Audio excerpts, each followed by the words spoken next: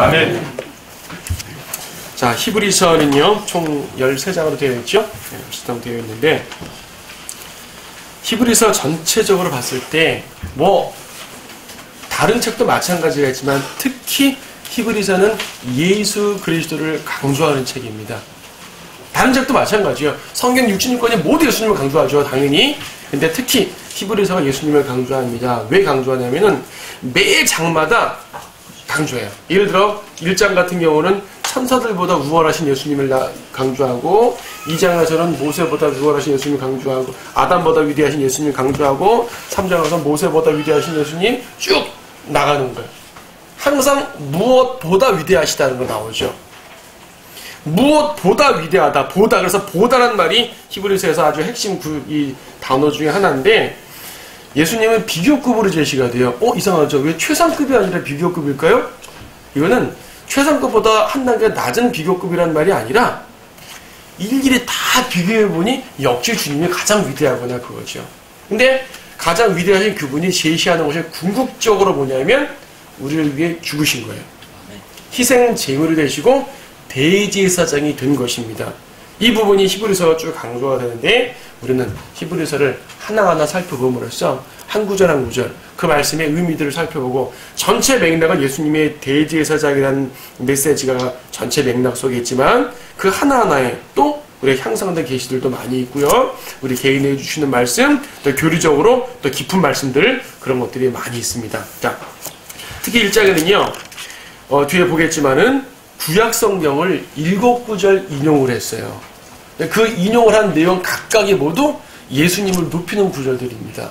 어떤 구절들은 예수님을 왕으로서, 어떤 구절은 예수님을 절대자 하나님으로서, 어떤 구절은 예수님을 하나님의 아들로서, 이런 식으로 쭉 제시하면서, 봐라, 우리가 믿는 분이 바로 이런 분이야 라고 제시하는 거거든요.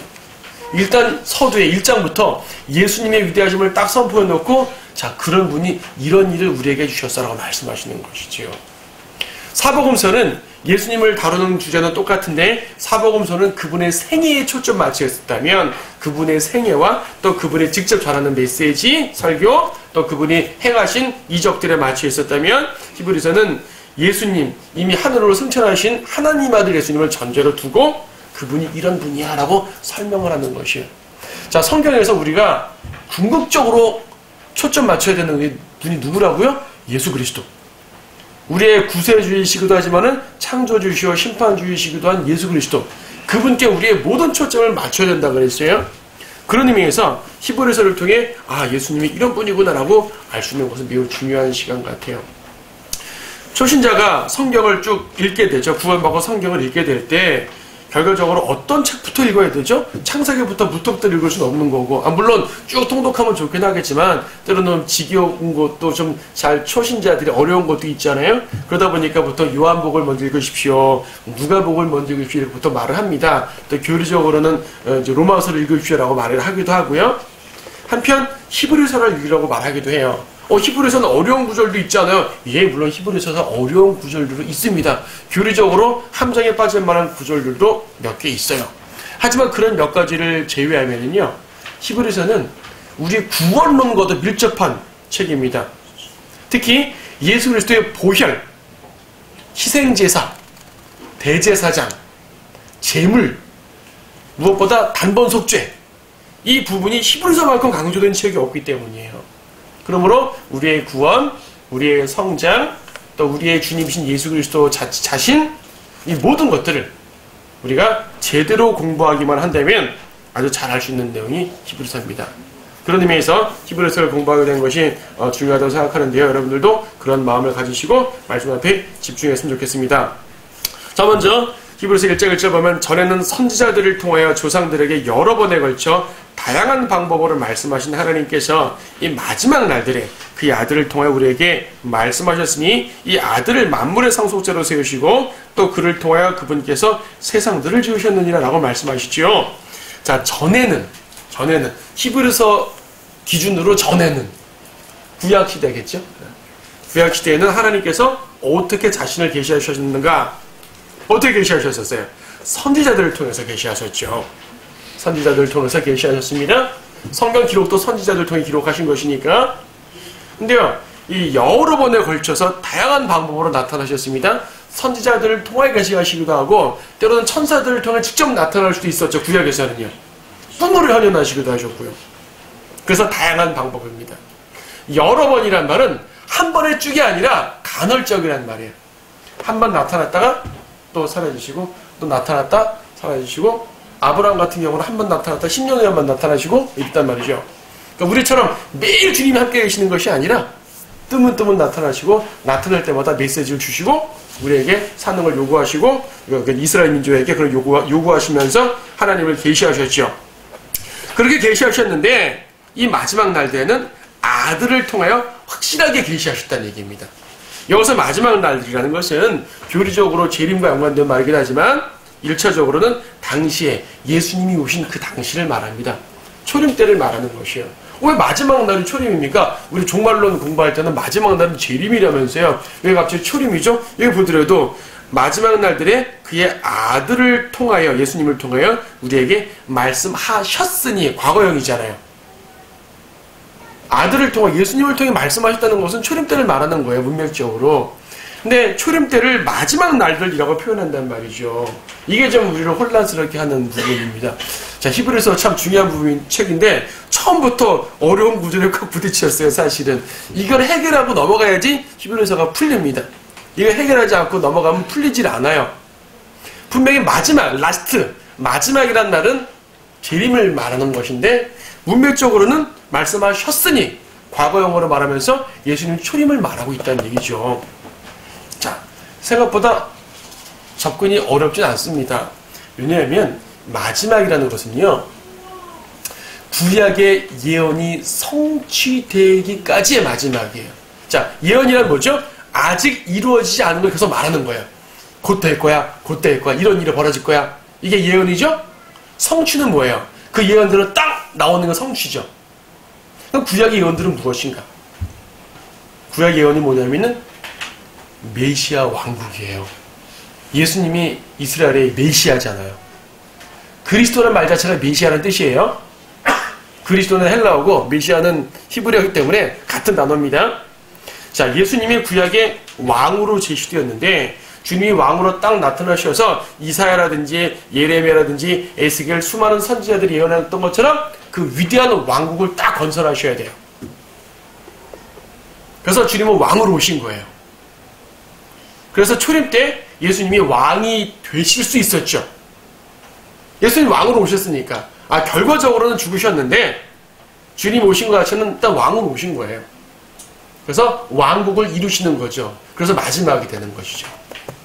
신뢰 요한도 왕이 오는 길을 예비했단 말입니다. 왕이 마지막 날인 거예요. 근데 왜 예수님 죽으셨는가? 유대인들은 거절했잖아요. 그리고 예수님께서는 결과적으로 우리를 구원하려면 죽으셔야 됐기 때문에, 그렇죠? 죽으시는 것도 그분의 목적이잖아요, 그렇죠? 그래서 주님은 죽으셨어요. 그럼 결과적으로 마지막 날이라는 것은 뭐냐면 왕국이라는, 주님의 예언에 따른 그 왕국, 이 성취되기 전 단계까지의 마지막이라는 얘기예요. 초림 때 성취될 수 있다고요. 근데 주님께서 이런저런 이유로 연기시킨 겁니다. 2000년을 연기시킨 거예요. 교회 시대가 중간에 들어가고 재림 때까지 연기시킨 거예요. 그러므로 재림 때 다시 한번 마지막 날이 있는 거죠. 자, 그러면 무슨 말이냐면 교회 시대는 별도로 놔두고 초림 때 왕으로 오셨으니까 그때가 마지막 날들이고 재림 때 또 왕으로 오실 거니까 마지막 날들인 것이. 그래서 마지막 날이라는 말에 대한 교리적인 적용은 대환란 때 적용이 되겠지만 일단 예수님이 왕으로 오셨다는 사실만 갖고 볼 때 당시를 마지막 때라고 표현을 한 거예요. 이해하시죠? 그러니까 예수님께서 왕으로 오셨기 때문에 결과적으로는 죽으셨지만 일단 왕이라는 입장으로 오셨잖아요. 그래서 왕국을 이루실 거잖아요. 그래서 그러한 관점으로 마지막 날이라고 초림 때를 묘사한 것입니다. 그렇게 아시면 됩니다. 그러면 이제 히브리서에서 말할 때 마지막 날 자체에 초점 맞춰서 재림을 막 말하는 건 아닙니다. 여기서 강조하는 것은 사실 마지막 날보다는 예수님의 초점 맞춘 것이에요. 자, 문맥을 보세요. 1절. 전에는 조상들에게 다양한 방법으로 계시하셨는데 이제는 예수님을 통해 계시한다 그 말입니다. 예수님을 통해 계시한다 그 말이죠. 이 예수님이 누구신가? 2절에서 아들이다. 아들. 자, 마태복음 21장 보면 이런 비유가 있죠. 포도원 주인이 포도원 소출을 가져오게 종들을 보냅니다. 때가 됐으니까 소출 받아야 될 거 아니에요. 종을 보냈더니 그 농부들이 종을 때리고 죽이고 막 그럽니다. 그러니까 주인이 어떻습니까? 아, 내가 아들을 보내리라. 그럼 아들은 존중할 거 아니겠어요? 근데 아들도 죽여버렸잖아요, 지금 이 이스라엘 사람들이. 자, 전에는 많은 종들을 보냈다는 얘기죠. 선지자들을 보냈다는 얘기죠. 근데 이제는 아들을 보냈다 그 말입니다. 이 말은 앞에 있는 모든 종들보다 더 우월한 말씀을 전하시고 더 우월한 입장에서 말씀하시고 더 확실한 메시지, 확실한 교리, 확실한 진리를 주시겠다 그 말입니다. 그래서 구약의 진리들은 우리를 직접 구원하는 진리들이 아니잖아요. 우리를 직접 구원하는 진리는 예수 그리스도잖아요. 그래서 구약은 모든 것들이 모형이고 신약에서는 우리에게 실물이 오셔가지고 우리를 구원하신 것입니다. 그래서 예수 그리스도 이전에 있던 모든 계시보다 더 향상되고 위대하고 완벽한 계시를 주신 분이 예수님이다. 이제부터 설명할 분이 바로 이분입니다. 여기에 집중하십시오 라고 히브리서는 처음에 서언을 하시는 거예요. 지금 자, 예수님에게 집중하라 그 말입니다. 아들을 통하여 우리가 말씀하였습니다. 그 아들이 어떤 분인가 하면 이 아들을 만물의 상속자로 세우셨어요. 또 그를 통하여 그분께서 세상들을 지으셨습니다. 아하, 하나님이 세상을 창조했다는 건 당연히 아는데 누구를 통해서? 아들을 통해서. 그러면 하나님께서 세상을 창조하시는데 직접 세상의 창조를 지시하신 분은 아들이죠. 그럼 다른 말로 하면 아들이신 예수님께서 창조주 하나님이시라는 얘기예요. 물론 삼위일체 하나님이라는 개념으로 볼 때는 아버지도 아들도 모두 하나님이니까 당연히 창조주죠 라고 말하겠지만 그 개념이 아니라 성부, 성자, 성령 이 셋이 모두 창조에 관여하셨습니다. 근데 직접적으로 행하신 분은 아들이라는 얘기죠. 예수님입니다. 그래서 우리는 예수님을 창조주라 그러는 거예요. 아버지가 창조주고 예수님은 단지 보내신 받은 분일 뿐이야가 아니라 예수님 자신이 창조주 하나님이신 거예요. 여호와 증인들은 이런 말씀들에 걸려 넘어질 수밖에 없죠. 여호와 증인은 예수님을 아버지보다 한 단계 밑에 있는 신으로 생각하기 때문에 우리는 그것이 아닙니다. 예수님은 아버지 하나님과 동등하십니다. 3절에서 그는 하나님의 영광의 광채시며 그분의 인격의 정확한 형상이시고 그의 능력의 말씀으로 만물을 붙들고 계시며 신이 우리의 죄들을 정결케 하시고 높은 곳에 계신 위엄 있는 분의 오른편에 앉으셨으니 자, 예수 그리스도의 모습을 개괄적으로 다 설명합니다. 일단 하나님의 영광의 광채셔요. 그분 자체는 신성이라는 얘기죠. 하나님이라는 얘기죠. 비록 육신을 입고 땅에 오셨을 때는 초라한 인간의 모습으로 말구 위에 탄생하셨지만 그분의 원래 모습은 하늘에서 아버지와 함께 영광 가운데 계셨잖아요. 그것을 말씀하십니다. 거기에 그분의 인격의 정확한 형상이시고 라고 말씀하시는데 형상이란 말, 형상 주의하셔야 됩니다. 아버지의 형상이란 말이에요. 우리는 하나님께서 하나님의 형상으로 인간을 창조했다는 말씀을 듣죠.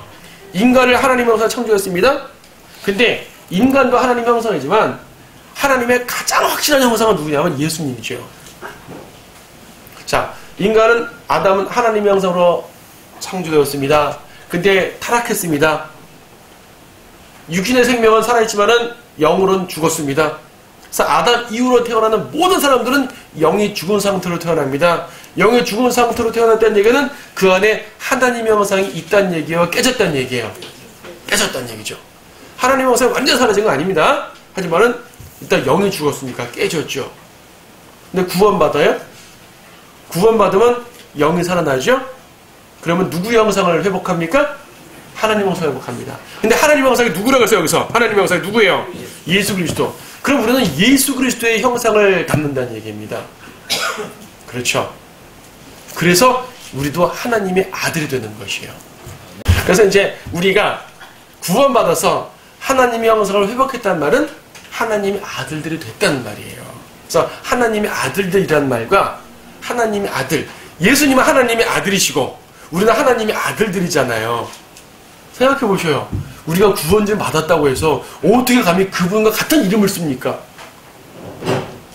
우리는 그냥 편하게 우리 하나님의 아들들이 하나님의 자녀들이라고 말하지만 이거 함부로 부를 수 있는 말이 아니에요. 얼마나 엄청난 말입니까? 하나님의 아들은 예수님이신데 우리가 감히 그분의 이름을 호칭을 쓰고 있는 거예요. 왜? 우리 안에 그분의 형상이 살아났으니까. 하나님의 형상이 살아났으니까. 거듭날 때, 구원받을 때 죽었던 영이 살아나고 하나님의 형상이 살아났기 때문에 우리는 하나님의 아들들이라 불리게 됩니다. 하지만 아직 육신을 입고 있기 때문에 아직은 불안하지요. 우리가 휴거될 때, 우리의 몸이 구속받을 때는 그마저도 완벽하게 우리의 육신적인 모습까지도 예수님의 형상이 됐어요. 그때야말로 정말로 하나님의 아들들의 모습이, 영광된 하나님의 아들들의 모습이 나타나겠지요. 그래서 이 형상이라는 말에서 우리는 우리의 구원, 하나님의 아들, 예수님의 같은 형상, 이런 위대한 진리까지 볼 수가 있는 것입니다. 또 그분은 아까 창조하셨다고 그랬는데, 아까 창조주잖아요. 세상을 지으셨느니라. 여기서는 그의 능력의 말씀으로 만물을 붙들고 계신데요. 유지자예요. 보존자, 주관자. 아까 오전에도 말씀드렸죠. 창조주시지만은 주관자이기도 하셔요. 하나님께서 유지하지 않으면 안 됩니다. 생각해 보십시오. 허공에 땅을 매달아 놨어요.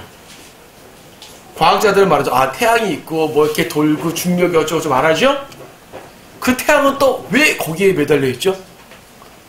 우주는 왜 또 거기에 매달려 있죠? 이 은하는 왜 거기에 허공에 떠 있는 거죠? 왜 어디로도 가지 않죠? 과학자들은 이런저런 말하지만 결과적으로는 하나님께서 그분의 말씀으로 붙들고 계시기 때문입니다. 온 우주 만물, 인생, 모든 것까지 하나님께서 창조하시고 붙들고 계시는 것입니다. 친히 우리의 죄들을 정결케 하시고, 이제 또 구속주가 나오네요. 창조주 나오셨죠? 그 다음에 보존하시는 분 나오죠? 주관자만 나오죠? 그 다음에 정결케, 죄들을 용서하셨으니까, 구속주의 모습 나오죠. 높은 곳에 계신 위엄 있는 분의 오른편에 앉으셨으니 이제 주님 승천하셔가지고 아버지 오른편에 앉으셨다 그 말씀입니다. 자, 3절까지 보게 되면은 히브리서의 서언으로서 예수 그리스도의 위대함을 쫙 선포하는 것이에요. 이제부터 우리가 공부할 내용이 바로 이분에 대한 것입니다 하고 말씀하시는 것이에요. 이제부터 본론에 들어가는 거죠. 이제 그는 이처럼 천사들보다 더 월등하게 되셔서 그들보다 훨씬 뛰어난 이름을 유업으로 받으셨느니라. 자, 그래서 4절부터는요 1장의 주제인 천사들보다 월등하신 예수 그리스도를 다루십니다. 결론적으로 우리는 당연히 예수님은 천사보다 위대하시지 그걸 말이라고 합니까? 라고 말할지 모르지만요, 천사보다 위대하다는 것을 1장은 아주 강조하고 있습니다. 예수님은 모든 것보다 위대하신데 첫째로 천사보다 위대하다 라고 말씀하시죠. 일단 사람들은요, 인생들은 천사를 참 위대하게 생각하잖아요. 믿지 않는 사람들이 어떤 어려움에 닥쳤다가 어려움이 해결됐을 때 뭐라고 말하는지 아세요? 천사가 도왔나 보네. 이런 말 많이 하죠. 그들에게 천사는 대단한 존재예요. 어떤 신 같은 존재죠. 근데 어떠한 천사가 어떤 활동하는지 모르지만 우리 예수님은 그들보다 위대하다는 것입니다. 자, 보면은 천사들보다 월등하게 되셨다고 말했는데 5절에서 하나님께서 어느 때에 천사들 중 어느 누구에게 너는 내 아들이라 오늘 내가 너를 낳았노라고 말씀하신 적이 있느냐고 말씀하죠. 자, 여기서 히브리서 1장에 나오는 7구절들, 구약 인용 7구절 중에 첫 번째 구절입니다. 지금 첫 번째 구절이 어디서 인용됐어요? 시편 2편 7절. 한번 보죠. 시편 2편 7절. 시편 2편 7절 자체는 인용되어 있는데 앞뒤 문맥을 또 볼 필요가 있습니다.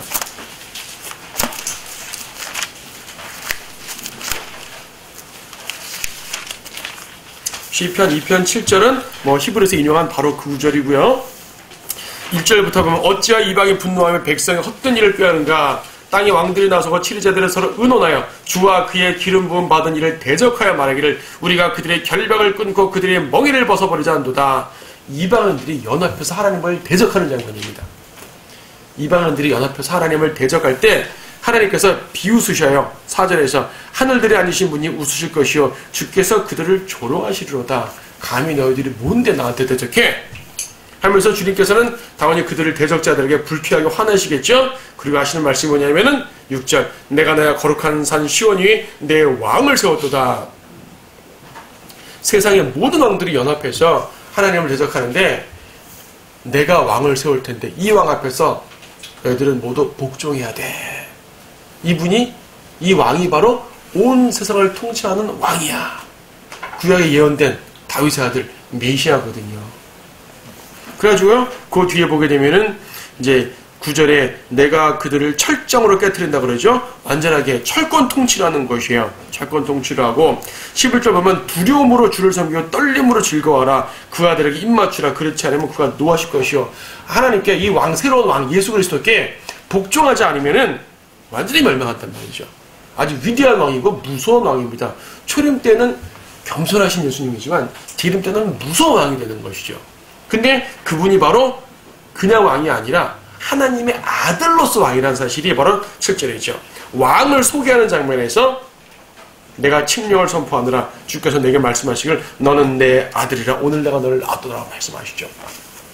구약의 유대인들은요, 메시아를 소망했습니다. 지금도 정통파 유대인이라 하는 사람들은 메시아를 기다립니다. 구약에 예언하셨으니까 메시아 오실 것이야. 근데 그 메시아가 누구신가 하면 하나님께서 여인의 몸을 통해 태어나게 하신 예수님, 그분이 바로 메시아라는 사실이죠. 이걸 유대인들이 인정하지 못하는 것입니다.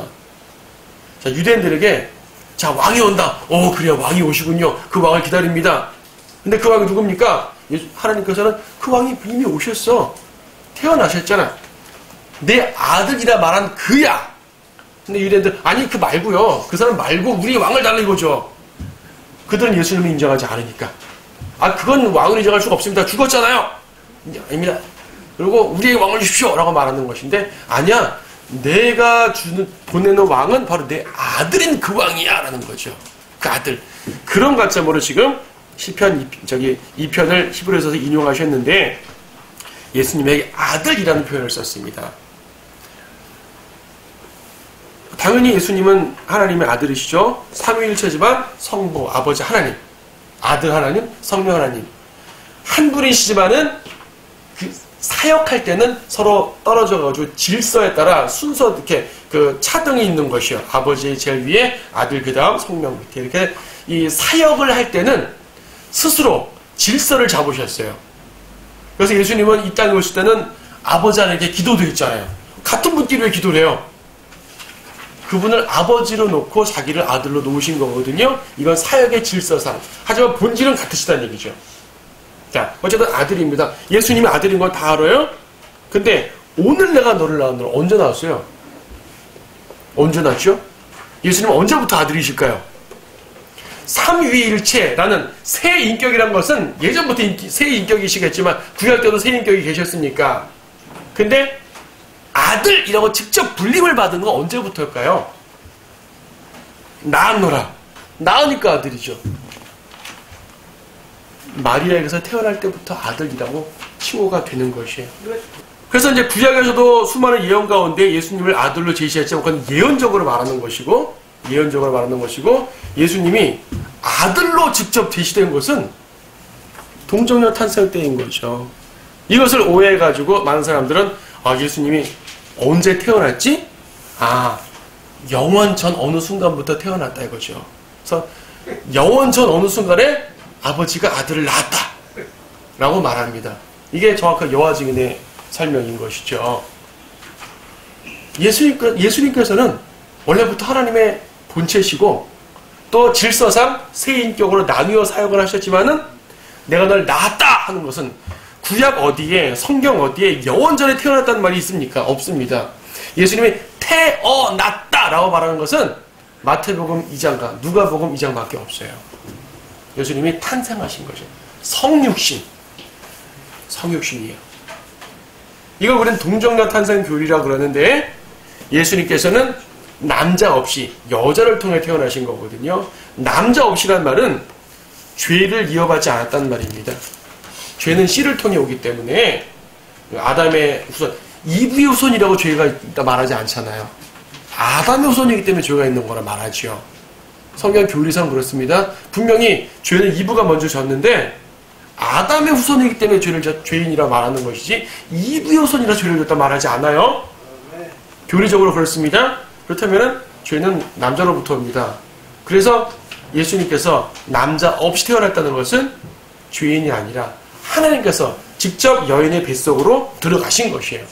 그럼 그분은 누구시에요? 굳이 말하면 성령님을 씌인 것이죠. 그래서 누가복음에도 마리아가 남자를 알기 전에 성령께서 그 안에 잉태케 하셨다는 말씀이 있는 것이죠.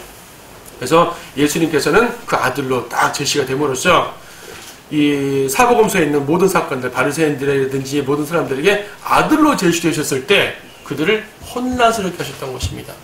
자, 우리는 지금 아들이라는 말을 쓸 때 아버지보다 한 단계 밑에라는 개념을 자기도 모르게 갖지요. 그렇게 가지시면 안 됩니다. 안 돼요. 특히 여아 증인들은 이런 사람들이 많이 말하다 보니까 아버지보다 아들이니까 아버지보다 밑에 아니야? 라고 생각하는데 하나님의 아들이라는 용어는요, 하나님이란 말과 동의어입니다. 하나님의 아들이라는 말의 의미는 하나님보다 한 단계 낫다라는 뜻이 전혀 아니라 하나님, 즉 신성을 가진 존재라는 뜻이에요. 그래서 바리새인들한테 예수님이 자신을 하나님의 아들로 제시했을 때 바리새인들은 하나님보다 한 단계 밑에 있는 사람 이렇게 생각하지 않고 자신을 하나님으로 여기는구나 라고 분노했던 것이에요. 그래서 하나님의 아들이라는 말은 곧 하나님이라는 뜻입니다. 같은 개념이에요. 인간의 아들은 인간이죠. 인간의 아들은 인간보다 하나 밑에 존재입니까? 인간의 아들이 인간보다 하나 밑에 존재예요? 아니죠. 인간의 아들은 인간이죠. 하나님의 아들은 하나님이신 거예요. 그런 의미로 말씀하신 거죠. 자, 근데 주님께서는 이 모든 관계들을 이제 인간의 몸으로 이 땅에 내려오게 하시기 위해서 이제 태어나게 하셨고, 처녀를 통해 태어나게 하셨고, 그 부분을 히브리서 1장부터 강조하는 이유는 히브리서 뒤에 8장, 9장 뒤에 가면 우리를 위해 죽으시는 분이 또 나오거든요. 죽으시려면 태어나야죠. 태어나지 않고 죽을 수가 없어요. 태어나야 하는 건 신인데 신이 어떻게 죽습니까? 태어나야 죽는 거죠. 그래서 태어났다는 말을 처음부터 선포하는 것입니다. 왕이신다. 10편에서 왕이 문맥적으로 왕이었잖아요. 왕이신데 먼저 태어나셔야 됐어. 육신을 입으셔야 됐어. 육신을 입지 않고는 왕도 되지 못해. 그 말입니다. 천사는 인간으로 태어난 적이 없잖아요. 좀 천사보다 우월하다 말씀하셨습니다. 4절 끝에 천사들보다 훨씬 뛰어난 이름을 받으셨다 그랬는데 천사보다 뛰어난 이름이 뭐예요? 아들이죠. 아들. 천사는 태어난 아들이 아닙니다. 하나님은 천사를 창조했죠. 그러니까 피조물이라는 개념으로 포괄적 의미로 아들이라 말할 수 있겠지만은 태어난 아들은 아니잖아요. 예수님은 태어난 아들이죠. 그래서 이 아들이라, 하나님의 아들이라는 이 용어를, 이 뛰어난 이름을 받으신 것입니다. 같은 구절에 또 하나의 인용이 있네요. 또다시 나는 그에게 아버지가 되고 그는 나에게 아들이 되리라고 말씀하셨습니다. 당연히 태어났으니까 아들이니까 내가 아버지가 되고 너는 나 아들이 되리라고 말했죠. 이 구절은 사무엘하 7장의 예언입니다. 사무엘하 7장 문맥은 또 왕국 예언이에요. 사무엘하 7장 말씀 보시면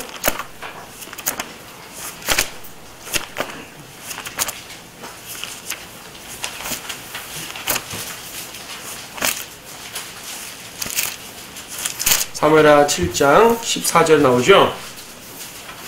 나는 그의 아버지가 되고 그는 나의 아들이 되리니라고 말씀했는데 이건 앞뒤 문맥을 보게 되면요.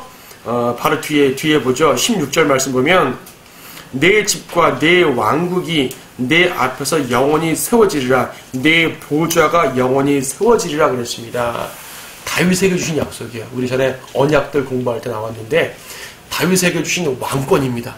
영원한 왕국이래요.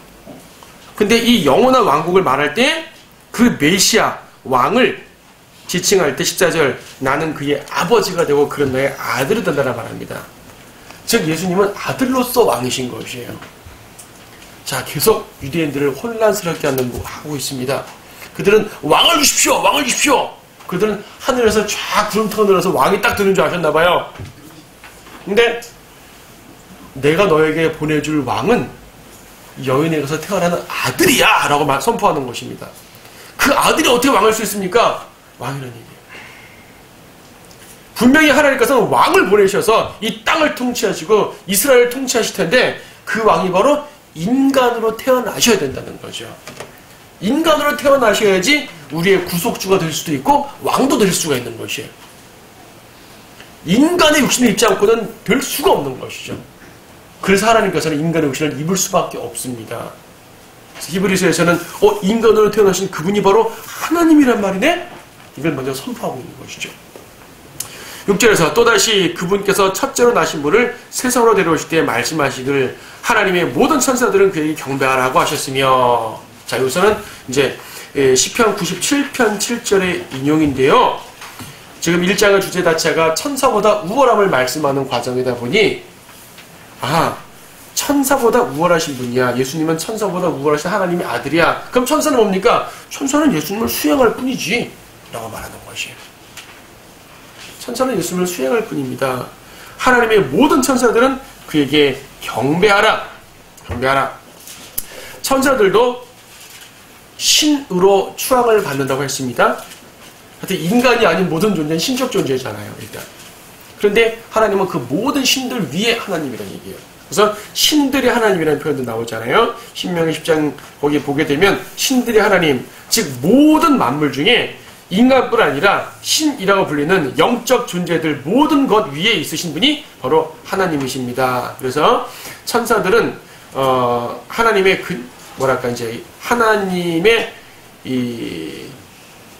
하나님의 모습을 취하기에는 턱도 없고요, 모자르고요. 천사들은 단지 그분을 경배하고 그분을 수행하는 존재밖에 되지 않습니다. 그런 의미로 예수 그리스도는 여호와 하나님이신 것이에요. 하나님의 천사들은 하나님께 경배하라가 맞는데 그 하나님이 바로 예수님을 말하잖아요. 그래서 지금 시편 97편에 있는 말들은 하나님에 대한 말씀입니다. 신성가시 하나님. 근데 예수님에 대한 말로 지금 이 본문을 가져오고 계신 것이 히브리서 저자는. 그래서 예수님께서 바로 하나님이시구나. 우리가 경건의 신비도 봤잖아요. 육신을 입고 오신 분이 바로 하나님이십니다. 절절에 보게 되면 또 그 천사들에 관해서는 말씀하시기를 그는 자기의 천사들을 영들로 자기의 사역자들을 불꽃으로 삼으시느니라 라는 말씀이 있습니다. 역시 천사들은 수행하는 존재입니다. 한번 보죠. 시편 104편 4절 말씀입니다. 시편 104편 4절 말씀.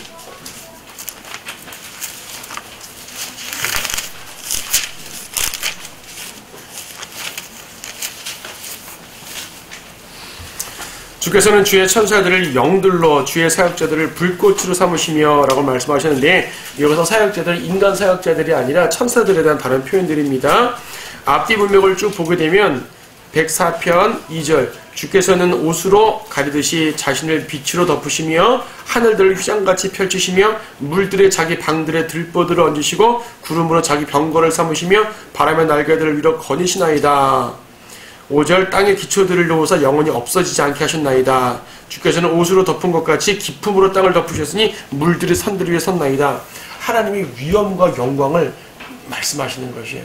교리적으로는 재림에 대한 것도 언급할 수 있지만 재림까지 가지 않더라도 그분이 계신 위엄 있는 곳 자체를 말합니다. 위엄 있는 것. 천사는 그분을 공경하고 경배하고 섬기고 수행하는 존재인데, 지금 히브리서는 그 모든, 즉 하나님에 대한 말씀을 예수님에게 좀 갖다 붙이고 있는 것이에요. 구약의 여호와 하나님에 대한 구절을 예수님께 인용하고 있는 거죠. 그래서 유대인들이 신약성경을 안 믿는 거예요. 신약성경은 구약에 여호와 하나님께 붙이는 구절들을 예수님께 다 갖다 붙이고 있거든요. 그러니까 그들이 볼 땐 이단인 거죠. 이거 여호와 하나님에 대한 구절인데 감히 인간에게 이 구절을 갖다 붙여? 라고 보는 거죠. 그들은 예수님이 육신으로 오신 하나님인 걸 믿지 못하기 때문에 그러는 거죠. 결과적으로 우리 주 예수 그리스도께서는 하나님의 아들, 곧 하나님이십니다. 다시 본문으로 돌아가세요. 8절에서 그러나 아들에게는 말씀하시기를 오 하나님이여 주의 보좌는 영원 무궁하며 주의 왕국의 홀은 의의 홀이니이다. 주의 보좌가 영원 무궁하대요. 주의 왕국의 홀은 의의 홀이니이다. 자, 이 구절은 지금요 시편 45편인데 시편 45편 한번 보시겠습니다. 7번의 구약 구절을 찾아야 됩니다. 시편 45편은 제목 자체가 특이합니다. 시편 45편 제목이 뭐예요? 사랑의 노래. 사랑의 노래. 시편 전체에서 사랑의 노래라고 붙인 제목이 이밖에 없어요. 성경 전체가 어찌 보면 사랑의 노래입니다. 생각해보세요. 하나님께서 우리에게 주신 편지잖아요, 성경이. 그렇죠? 사랑하는 사람에게 보낸 편지예요, 성경 자체가. 그래서 어떤 포괄적인 의미로 말하면 성경 자체가 사랑의 노래예요. 그런데 시편 45편을 특히 사랑의 노래라고 그랬어요. 왜 사랑의 노래라고 그랬을까요? 시편 45편은 어린 양 혼인식이 나와요. 어린 양 혼인식. 특히 시편 45편의 이 8절부터는 그 내용이에요. 당신의 모든 옷에서는 상아 궁전에서 나는 무락과 알로에와 계피 향내가 나며 그것들이 당신을 기쁘게 했나이다. 왕의 궁녀들 가운데는 여러 왕들의 딸들이 있었으며 왕의 우편에는 오필의 금으로 단장한 왕비가 서 있었나이다 하면서 쭉 이제 이 주님이 예수님이 왕이시고 우리가 신부, 교회가 신부인 어린 양 혼인식을 쭉 설명하는 내용인데 그 앞서 1절부터 7절까지는 재림을 준비하는 무서운 왕이 나옵니다. 내 마음이 좋은 일 1절 내 마음이 좋은 일을 시로 읊나니 내가 왕을 위하여 쓴 것들을 말하리라. 내 혀는 능숙한 작가의 펜이니이다. 왕은 사람의 자손들보다 더 아름다우셔서 은혜가 입술 속으로 부어졌으니 그러므로 하나님께서 왕을 영원히 복주셨나이다. 오 지극히 능하신 분이여 당신의 칼을 당신의 영광과 당신의 위엄과 더불어 당신의 넓적다리에 차소서. 진리와 온유와 공의로 인하여 당신의 위엄으로 승자와 같이 나가소서. 왕의 오른손이 두려운 일들을 왕께 가르치리이다. 주님이 재림하면서 칼을 뽑아두고 아무것도 전쟁을 치려는 그런 모습이에요. 칼을 찬 모습이죠. 근데 바로 8절에서 어린 양 혼인식을 묘사하고 있어요. 순서는 어린 양 혼인식이 먼저고 재림이 뒤겠지만 연결된 문맥이죠. 그러므로 뭐예요? 예수님은 신랑인데 그 신랑은 왕으로서의 신랑이에요. 왕. 칼 차고 결혼식장 들어가는 신랑이 어디 있어요? 주님은 지금 그런 모습입니다. 위대한 왕으로서의 모습. 그 모습으로서 지금 재림하시려는 그런 상황인데 그분이 바로 우리의 남편, 교회의 남편인 신랑 예수님이란 말이죠. 이러한 상황에서 묘사하는 것이 바로 8절 9절에 있는 것처럼 이제 이 주의 보좌는 영원 무궁하고가 나오는 거죠.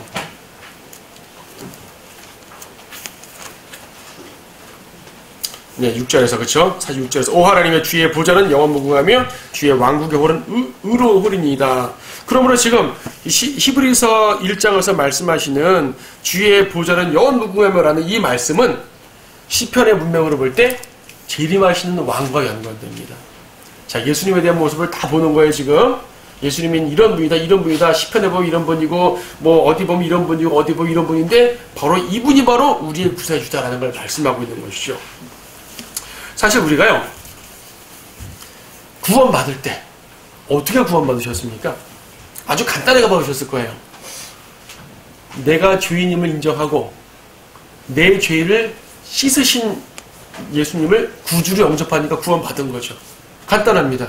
근데 여러분이 구원받는 그 순간에 예수님에 대한 모든 걸 다 알 수 있습니까? 물론 이제 그 교회 생활 오래 하다가 구원받은 사람은 좀 교회에서 배운 게 있으니까 좀 알 수 있겠지만 교회 생활도 별로 하지 못하고 있다가 예수님을 구주로 영접한 사람은 그분을 구주로 영접을 해서 구원을 받았는데 정작 내 구세주가 어떤 분인지 모르는 거예요. 그렇잖아요.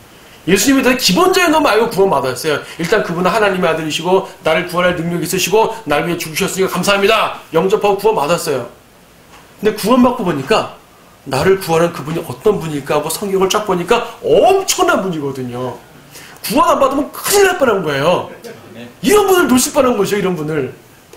구원받지 못한 사람들은 예수님이 얼마나 엄청난 분인 걸 모릅니다. 그분은 왕이시고요. 하나님이시고요. 우리의 신랑이시고요. 하여튼 그분에 대해 붙일 말들이 너무나 많은데 히브리서 1장은 그 중에 아주 일부만 제시하고 있는 거죠. 근데 보면요. 8절에 다시 히브리서 1장이죠. 8절에 볼 때 그러나 아들에게 말씀하시기를 그랬습니다. 아들에 관하여 말씀하시기를이 아니라 앞에서는 7절 같은 경우는 천사들의 관에서 는이라고 되어 있는데 8절은 아들의 관에서 말씀하시느니 아니라 아들에게 말씀하시는 그랬어요. 그리고 오 하나님이요 그랬습니다. 아들에게 하나님이요 그런 거예요 지금.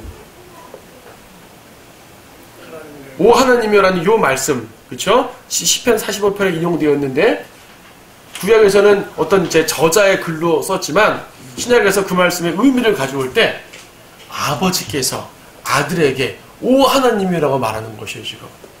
아버지가 아들한테 오 하나님이요 그래요? 아들이 아버지가 오 하나님이요 그러죠? 그분은 삼위일체. 비록 질서를, 사역의 질서를 위해서 서로 간에 이렇게 낮춰지시긴 했지만은 본질은 한 분이시고 하나님이시기 때문에. 보세요. 아버지 하나님도 아들 하나님께 오 하나님이요 라고 말했는데 어디 감히 인간들이 예수님께 하나님이라 부르지 못하는 얘기죠. 예수님을 하나님으로 인정하지 못하는 모든 이단들은 이 말씀을 변개시킬 수밖에 없어요. 그래서 변개된 성경에서는요 아들의 관의 선언으로 바뀌어 있습니다. 바뀌어 있어요. 킹제임스에는 아들에게는 이라 되어 있는 거죠. 그래서 이제 이 변개된 성경들은요 굵직한 구절만 변개된 게 아니라 사소한 구절들도 가만 보게 되면 하나님의 신석을, 예수님의 신석을 떨어뜨리는 엄청난 내용들이 되게 많은 거예요. 자, 좀 더 볼게요. 네, 9절에서 이제 쭉 같은 인용입니다. 주께서는 의를 사랑하고 죄악을 미워하셨나이다. 이로 인해 하나님 곧 주의 하나님께서 주께 기쁨의 기름을 부어 주의 동료를 보다 우위에 두셨나이다. 의를 사랑하고 죄를 미워하시나이다. 이건 뭐 예수 그리스도의 도덕적 속성이시고요. 이로 인해 하나님께서 곧 주의 하나님께서 주께 기쁨의 기름을 부어, 기쁨의 기름은 성령님에 대한 표현이에요. 구약에서 성령은 기름으로 표현되죠. 기름. 성령님을 묘사할 수 있는 이제 예표가 꽤 많은데 바람도 성령님을 예표할 수가 있고 물도 예표할 수가 있는데 여기서는 기름으로 예표됐습니다. 그래서 구약에 보게 되면은 제사장들에게 기름을 붓잖아요. 기름 붓는 건 성령님이 임한다는 하나의 상징적인 행동입니다. 예표적인 행동이죠. 여기서는 주제가 예수님이지만은 우리에게 적용을 하려면은 우리 역시 주님의 기름 부음 속에서 이제 이 사역을 해야지 하나님께서 함께 하신다는 말씀이죠. 그러나 기름 부음 이전에 이미 주님이 내 안에 계신다는 것 자체를 말할 때는 그건 좀 다른 교리예요. 구원받을 때는 주님이 크게 사역이 역사하지 않더라도 구원을 위해서 내주하셔 버리는 것이니까 이거 자체가 기본적으로는 기름 부음이기도 합니다. 자, 성도들에게는 성령 충만하면 의를 사랑하고 죄를 미워하게 되죠. 예수님처럼. 그래서 그것이 곧 경건이란 말입니다. 우리 지난 시간에 경건에 대해서 지난주에 말씀을 드린 바가 있습니다. 그 다음에 다음 절 10절에서 또 주여 주께서 태초에 땅의 기초를 놓으셨고 하늘들도 주의 손으로 만드신 작품이니이다. 이건 시편 102편 25절 27절 인용입니다. 이것도 창조자 하나님을 나타내시네요. 태초에 땅의 기초를 놓으셨고 하늘들도 주의 손으로 만드신 작품이니이다. 그것들은 멸망할 터이나 주께서는 영존하시오니 그것들은 모두 겉옷처럼 낡아지리이다.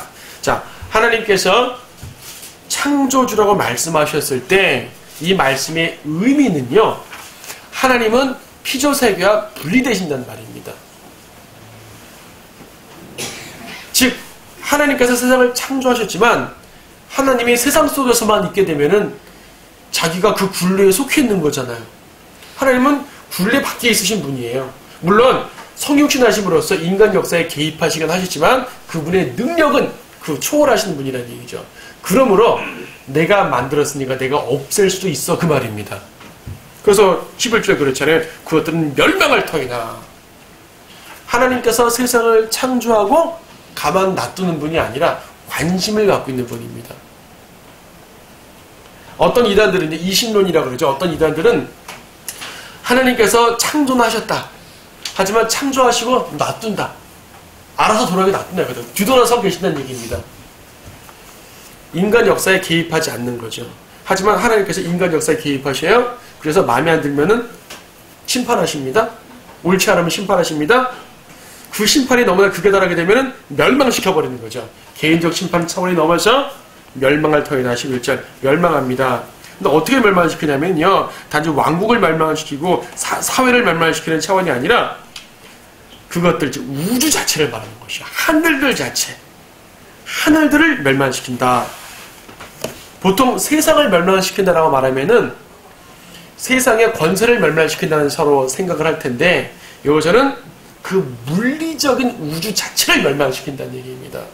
그래서 12절에 말씀하죠. 주께서 그것들을 옷처럼 말아버리시리니 그리하면 그것들은 바꿔질 것이나 주는 동일하시며 주의 현재는 끝이 없으리이다.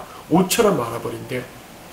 둘둘 말아서, 낡은 옷 둘둘 말아서 쓰레기통에 던져버리는 것처럼 옷처럼 말아버립니다. 그래서 온 우주가 멸망하는 그날이요, 하늘이 말아서 없어진다 그러잖아요. 다 사라져버립니다.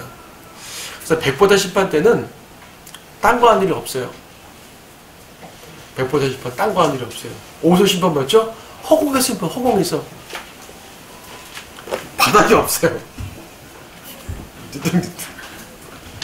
그런 곳에서 심판을 받는 것이니까 얼마나 더 두렵겠습니까? 우리는 심판 받는 사람들이 아니죠. 구원받았으니까. 주님은 창조주시고 심판주입니다. 자, 우리 오전에 설교하고도 비슷하네요. 하나님은, 예수님은 창조주시고 보존하시는 분이시고 구속주시고 또 심판주시고, 그런 모든 메시지들이 다 들어가 있습니다. 13절. 그러나 하나님께서 어느 때 천사들 중 어느 누구에게 내가 내 원수들을 내 발판으로 삼을 때까지 너는 내 오른편에 있으라 하고 말씀하신 적이 있느냐? 천사에게 이렇게 말씀하지 않았다는 얘기죠. 예수님께 어떻게 말씀하셨습니까? 지금 시편 110편 1절 말씀인데요. 한번 보죠. 시편 110편 1절.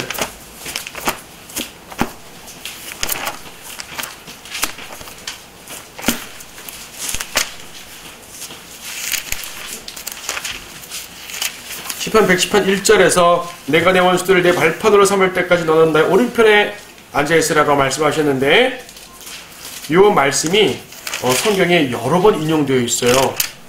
특히 4절, 이어지는 4절 보면 주께서 맹세하셨으니 후회하지 아니하시리라. 너는 멜키스덱의 계열에 따른 영원한 제사장이라 그랬습니다.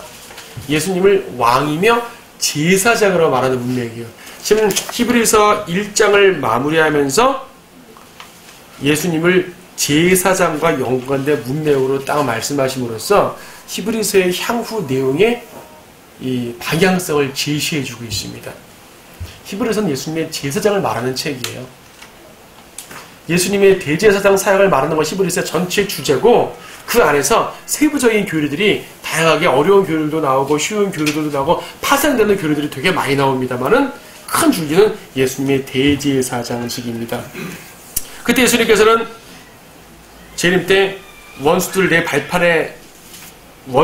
발판으로 삼는다 그러죠? 원수들을 내 발판으로 삼아요. 주님의 발판으로 삼아요. 발판이 뭐예요? 발을 대는 겁니다. 원수들이 발판이래요. 원수들을 짓밟는 거죠. 쉽게 말하면. 재림 예수님의 아주 무서운 모습을 보여줍니다. 자, 모든 인생들은요, 예수님을 만나게 되어 있어요. 예수님을 만나게 되어 있는데, 예수님의 온유한 모습을 만날 수가 있고 예수님의 무서운 모습을 만날 수가 있죠. 예수님의 온유한 모습을 만나게 되면 그는 구원을 받는 거고요. 그는 예수님의 신부가 되는 것이고요. 예수님과 함께 영광을 얻는 것이고요. 하지만 예수님의 무서운 모습을 만나게 되면 멸망하는 것입니다. 자, 예수님께서는 구속주시고 심판주셔요. 창조주 하나님은 어떻게 모든 사람을 위한 창조주시니까 약간 별도로 놓으시고 예수님의 향후 사역을 말씀하실 때 구속주임과 동시에 심판주입니다. 예수님의 구속주는 은혜의 손을 잡아야 돼요. 초림 때 오신 그분을 믿어야 되는 것입니다. 초림 때 은혜로 오신 예수님, 죽으러 오신 예수님, 우리의 목자로 오신 예수님, 구세주로 오신 예수님, 겸손하심으로서 섬기러 오신 예수님, 그 손을 잡으면은 구원을 받고 또 그분의 성품을 받게 되겠죠. 하지만 그 손을 잡지 않으면 하나님의 진노의 손을 잡게 됩니다. 진노의 손을 잡게 되면 발판이 되어야 돼요. 멸망을 해야 돼요. 100번의 심판을 서야 됩니다. 자, 이 두 가지. 이 두 가지가 여러분은 감사하게 하나님의 은혜의 손을 잡으셨죠. 아멘. 은혜의 손을 잡지 않았다면은 멸망의 손을 잡을 수밖에 없어요. 나 두 손 다 안 잡겠습니다. 이럴 수는 없죠. 이러고 싶겠지만 그럴 수 없어요. 저 히브리서 뒤에 보겠지만요. 하나님의 손 안에 떨어지는 건 두려운 일이라고 그랬습니다. 멸망우선 잡기 싫어? 여기 떨어져. 멸망당하는 것입니다. 자, 우리는 이 하나님을 믿습니다. 천사들은 14절 모두 구원의 상속자가 될 자들을 위하여 섬기도록 보내신 받은 섬기는 영들이 아니냐. 천사들은 섬기는 영일 뿐이고요. 예수님은 천사들보다 우월하신 분이시고요. 그분은 바로 구세주시고요. 창조주시면서 심판주이시고요. 우리는 그분의 손을 잡았고요. 그래서 하나님의 형상을 회복했고요. 하나님의 아들들이 됐고요. 그 구주가 어떤 분인지를 계속 살펴보는 중이고요. 살펴볼수록 또 놀랍고요. 우리가 믿기 참 잘했다는 생각이 들 수밖에 없는 것이지요. 여러분의 선택은 참으로 옳았습니다. 이 선택을 계속 나가면서 우리의 주님을 더욱더 알아보는 시간이 있으면 좋겠습니다. 기도하시겠습니다. 알면 알수록 위대하신 우리 주 예수 그리스도를 찬양합니다. 참으로 저희는 성경을 통해서 주님을 알고 찾는다고 하지만은 참 저희가 아는 지식이 얼마나 짧은지요. 하지만 주님께서는 하나님의 말씀을 통해서 하나하나 알려주시고 우리의 삶 속에서 역사하셔서 주님의 위대하심을 보여주고 계십니다. 하나님을 믿는다고 하면서도 하나님의 그런 위대한 역사를 알지 못하고 세상 가운데 사는 사람들이 얼마나 많은지 모릅니다. 그 가운데 저희들은 하나님의 말씀을 찾고 말씀을 통해서 예수 그리스도를 알게 되고 하나하나 진리의 지식에 이르게 되어 가고 있습니다. 참으로 감사합니다. 이 기쁨을 사라지지 않게 하여 주시옵소서. 주님이 오시는 그날까지 항상 이 기쁨에 충만하여서 주님을 섬길 수 있도록 도와주시기 원합니다. 주 예수 그리스도 이름으로 기도드립니다.